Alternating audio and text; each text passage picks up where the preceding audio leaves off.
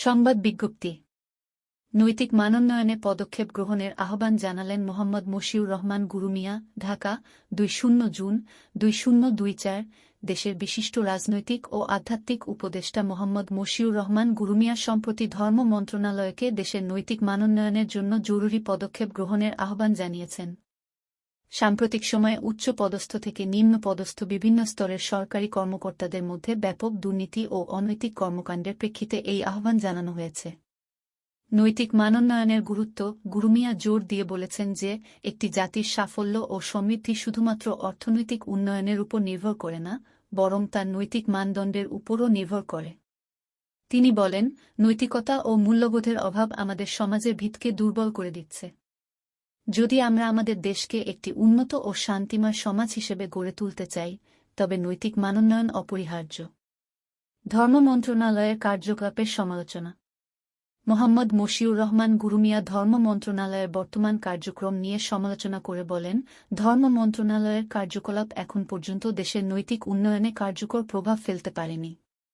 মন্ত্রণালয়ের কার্যক্রম সীমিত এবং প্রায়শই অকার্যকর প্রমাণিত হচ্ছে। প্রস্তাবিত পদক্ষেপসমূহ।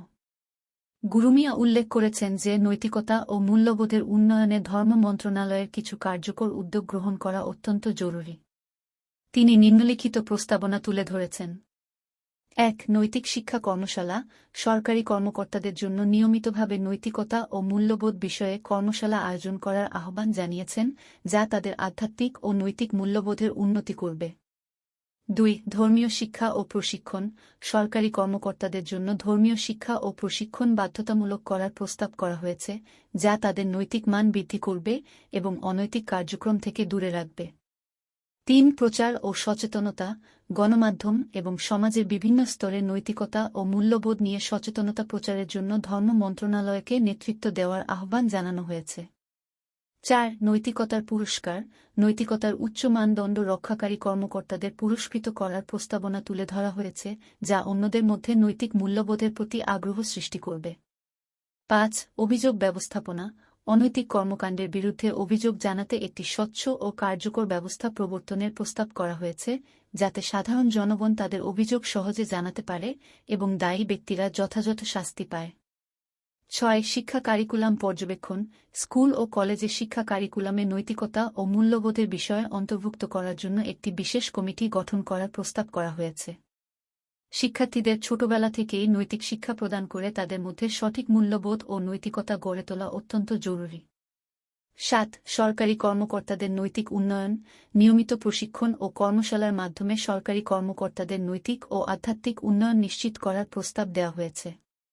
এতে তারা শুধু দক্ষতার দিক থেকে নয়, নৈতিকতার দিক থেকেও উন্নত হবে। গুরুমিয়ার বক্তব্য। মোহাম্মদ মশিউর রহমান গুরুমিয়া বলেন, আমাদের সমাজের নৈতিক উন্নয়নের জন্য ধর্ম মন্ত্রণালয় একটি গুরুত্বপূর্ণ ভূমিকা পালন করতে পারে। নৈতিকতা ও মূল্যবোধের মান উন্নয়ন হলে আমাদের সমাজের সকল স্তরে ইতিবাচক পরিবর্তন আসবে এবং সরকারি কার্যক্রমে স্বচ্ছতা ও ন্যায় বিচার প্রতিষ্ঠিত হবে। তিনি আরও বলেন, ধর্মীয় শিক্ষা ও আধ্যাত্মিকতা আমাদের সমাজের মূল ভিত্তি। ধর্ম মন্ত্রণালয়ের মাধ্যমে যদি আমরা সরকারি কর্মকর্তাদের নৈতিক শিক্ষা প্রদান করতে পারি, তবে তা সমাজের সকল স্তরে ইতিবাচক পরিবর্তন আনতে সক্ষম হবে। উপসংহার। ধর্ম মন্ত্রণালয়কে এই প্রস্তাবনাগুলি গুরুত্ব সহকারে বিবেচনা করার আহ্বান জানিয়েছেন মোহাম্মদ মশিউর রহমান গুরুমিয়া।